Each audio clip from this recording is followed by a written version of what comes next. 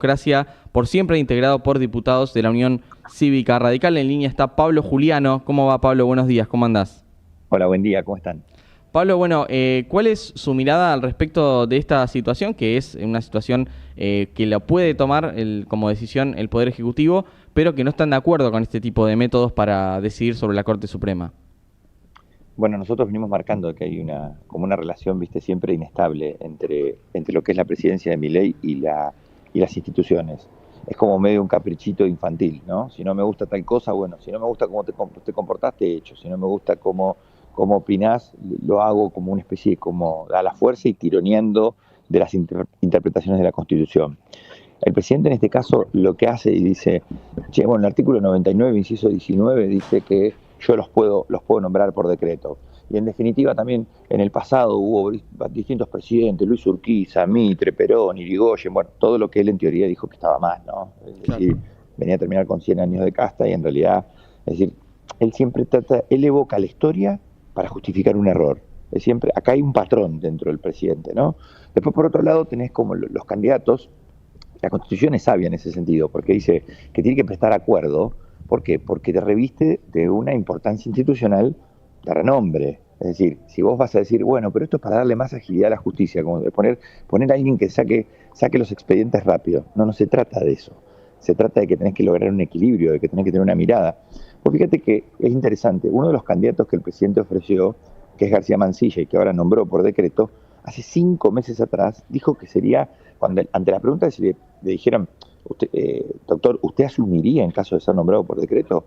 Y él dijo que no, porque justamente el acuerdo, lo dijo hace 5 meses cuando se Sí. realizaron las audiencias en el Senado, dijo que si bien él cree que constitucionalmente es válido que pueda pasar, para él nunca aceptaría, porque entiende que hay decisiones que erosionan y deslegitimarían a la Corte. Lo dijo hace 5 meses. ¿Qué quiere decir esto? Que la palabra tiene un peso de acuerdo a la conveniencia de los jueces, y eso es un problema. La Argentina sigue en un problema que se va retroalimentando.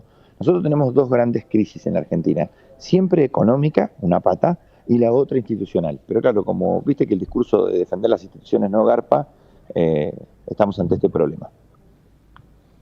Pablo, y respecto a la decisión que tienen ahora, porque el artículo también tiene una reglamentación, no es solo la designación por decreto, sino también que pueda obtener acuerdo y después quede como regular, que se le rechace el acuerdo. ¿En eso qué perspectiva hay y qué plazos existen para también la gente que por ahí no está interiorizada en temas de la Corte, como quien te habla, desconocemos?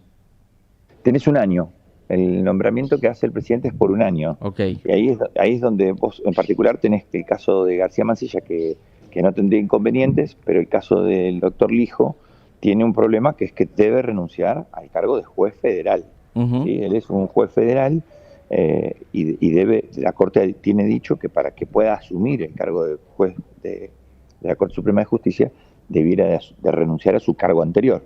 Y ahí es donde, por trascendidos y por trascendidos periodísticos, en este momento la Cámara Federal está resolviendo si le concede la licencia o no, para que pueda asumir como juez de la Corte. Así que estamos ante esa situación. Pero serían nombrados por un año, y esto dice el decreto presidencial, no es un obstáculo para que el Senado lo pueda nombrar.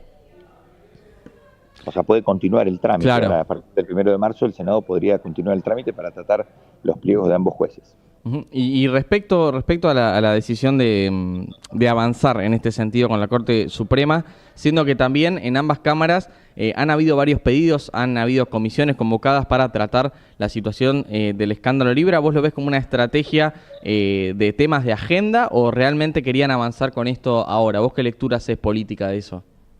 Es un mitad, y voy a explicar por qué. Lo del escándalo Libra lleva al gobierno a tener que ir poniendo arriba de la mesa temas fuertes, pero también hay que ser justos y Ujú. decir que esto no nos sorprende. Esta noticia estaba dando vueltas desde hace mucho tiempo, en donde en las distintas conversaciones que ha habido, el gobierno había hecho trascender la posibilidad de nombrarlos por decreto. Entonces, después, a ver, vuelvo a repetir, esto deja de vuelta a la Argentina en una situación de endeble en términos institucionales, ¿sí? Porque eso da cuenta que te cuesta lograr acuerdos. ¿sí? Claro. Y dicen, bueno, si el Senado no los termina de designar, no les presta acuerdo, le vamos a ir renovando, en 12 meses le vamos a renovar el nombramiento en la Corte. No, pero eso no es así, no es que vos podés tener un juez de la Corte, estamos hablando del máximo Tribunal de Justicia de la Argentina.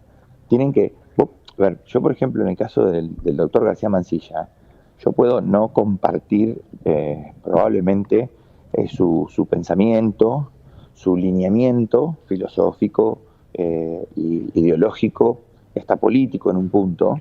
Eh, Todos los jueces están embebidos de un número, de un puñado de ideas. Bueno, las de García Mansilla yo la verdad que no las comparto, pero en líneas generales ahí ha habido reparos desde otra índole, ¿sí?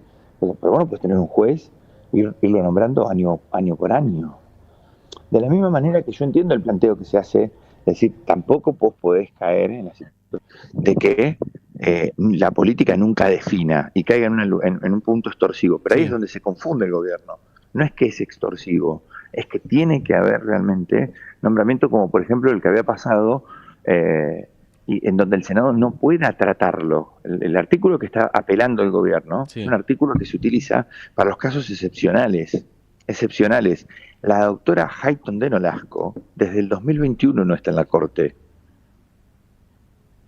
Bien, y como que no hubo premura tampoco de la gestión anterior que podría también haber invocado este artículo. Claro, porque este artículo en realidad es para cuando el Senado está en receso y habla de los empleos. Y por lo general ahí la Constitución es sabia. ¿Qué quiere decir? En caso de que vos tengas vacantes que impidan el normal funcionamiento del sistema de justicia, ahora vos de 5 miembros tenés 3. No es que la Corte no es que la Corte tiene un juez. ¿Sí? O sea, no es que naturalmente no tenés el tiempo para poder terminar de designarlos por la vía institucional acorde. Eso que, a ver, vuelvo a repetir, para la gente que nos está escuchando, que las cosas se hagan bien, es la diferencia enorme de poder tener una corte funcionando bien y no una corte adicta, porque en realidad lo que está detrás de esta maniobra es lograr una mayoría en la Corte Suprema de Justicia. Y ahí sí va a tu primer pregunta, si tiene que ver o no con lo de Libra. Claro. Es tendencioso. Cuando estás siendo señalado, cuando vos estás siendo observado, cuando probablemente vos estés en presencia tanto de un error como de un delito y eventualmente como una falta de ética pública, que en esos mismos días, ¿sí?, termine trascendiendo esto a fuerza de decreto, suena más como a querer ir generando las condiciones de encubrimiento que a completar el staff de los jueces del máximo órgano judicial de nuestro país. Uno de las asociaciones civiles y que tratan tanto derecho penal como civil, uno de los temas que también cuestionaban de estas dos designaciones es también relacionado a lo que decías de Elena Hayton de Nolasco, la desaparición de la paridad en la Corte Suprema, que es también, como en el Poder Ejecutivo, en este caso en el Poder Judicial, un espejo en el que se tiene que mirar la sociedad. No hay mujeres en la Corte Suprema si se aceptan estas dos designaciones. El cual es como el club de los machos. Lamentablemente es así. Es una antigüedad, es una manera de concebir. Para mí la Argentina esa no es la que queremos, la que construimos y en la que vivimos, ¿no? O la que nos merecemos. A mí me parece que esto va más allá del recorrido de los distintos candidatos. Ahora, realmente en nuestro país es insólito pensar que no haya mujeres en condiciones de integrar la Corte. Es demencial, cuando ya 3 hombres ocupaban esos lugares. Claramente, en estas dos vacantes, tendrían que haber girado el nombre de 2 juezas. Claro. Ese es el sentido, pero de mínima. De mínima. Pero en todos los aspectos lo digo. Ahí va a haber un máximo tribunal que le va a faltar naturalmente la parcialidad, la manera de abordar, las sensibilidades que tiene uno y otro género. Está roto ese equilibrio también. Pero bueno, yo qué sé, imagínate, creo que ya no quedan lugares en donde uno pueda decir, bueno, somos todos mujeres o somos todos hombres los que trabajamos acá. Son obvio. pocos lugares en la diaria de nuestras vidas, no sé.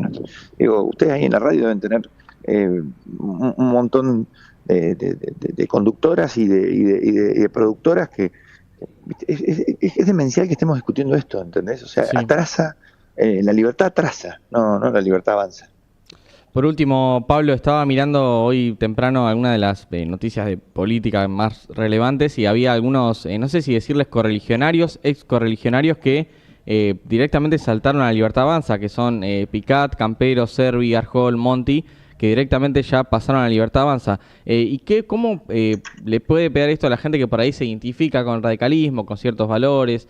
Y con lo que se discutió, por ejemplo, con jubilados y educación universitaria, y decir, bueno, estas personas le prestaron el voto a estos radicales y ahora son de la Libertad Avanza, como en algún momento pasó, no sé, con Leopoldo Moró, con Ricardo Alfonsín, con el kirchnerismo. Mira, la crisis de los partidos políticos es terrible en todos los ámbitos, ¿no? Obviamente Sí. el radicalismo no escapa a eso. Pero en este caso en particular, yo voy a ser un poquito más duro con mi partido, o particularmente más que con mi partido, con estos perfiles. Ok. Y voy a decir por qué. Porque no es que ellos se fueron diciendo, bueno, pero yo creía en el proyecto de Patricia Bullrich. No hay problema. No hay problema. Acá cada uno es libre de creer en el proyecto político de Patricia Bullrich, si lo quiere, cuando nosotros conformamos una coalición. Eso no se escandaliza a nadie. Lo que yo digo es, cuando vos a la mañana firmás una cosa y a la tarde te das vuelta, ya no me estás hablando del proyecto político. Me estás hablando de otra cosa. Me estás diciendo que ya no sos político para mí, porque vos no podés a la mañana votar de una manera y a la tarde de otra. Y te voy a hablar de no solamente de la cuestión de los jubilados, te hablo de los jubilados, que te metiste con el pasado, con los que se esforzaron toda la vida, porque nosotros no es que estábamos metiendo ni siquiera una moratoria jubilatoria, estábamos corrigiendo la fórmula previsional, es decir, para los que habían aportado, para el segundo punto, te metiste con el futuro, cuando no votaste y no acompañaste, o sea, vas a la marcha un día y al otro día no te sentás en la sesión que le daba pelea para poder custodiar, digamos, en el marco del ajuste, vos digas, bueno, mirá, con las universidades y con los jubilados no nos metamos, ahorremos en otro lugar. O sea, no nos metamos con el pasado, los que contribuyeron, no nos metamos con el futuro, que es la universidad. Pero el otro día termina de culminar esta escena, cuando a la mañana votás una cosa, firmás un proyecto para crear una comisión investigadora, y a la tarde lo votás en contra de tu propio proyecto. Entonces, la sociedad ahí, pero perdón, yo cuando digo la sociedad, viste que le ponemos pompa, realmente es demencial, te da asco eso, te da asco, ese es el término, que van saltando así de un lado para el otro, como bien decís vos, pero defraudando, aparte, cuando vos tenés toda una serie de herramientas o de posiciones históricas que te tienen que llenar de orgullo, porque a veces vos decís, bueno, che, los partidos políticos tienen derecho a cambiar lo que piensan, sí, pasó en la historia, de que los partidos dijeran, bueno, mira, toda la vida defendimos esto, pero ahora el mundo va para acá. Sí. ¿Dónde valores? Pablo, te agradecemos que nos hayas atendido, que hayas tenido un rato para hablar de esto y bueno, vamos a seguir atentos a lo que pase en ambas cámaras. Les mando un abrazo grande. Un abrazo. Pablo Juliano, diputado nacional de la Unión Cívica Radical del bloque Democracia para Siempre por la provincia de Buenos Aires. Está bueno que algunos diputados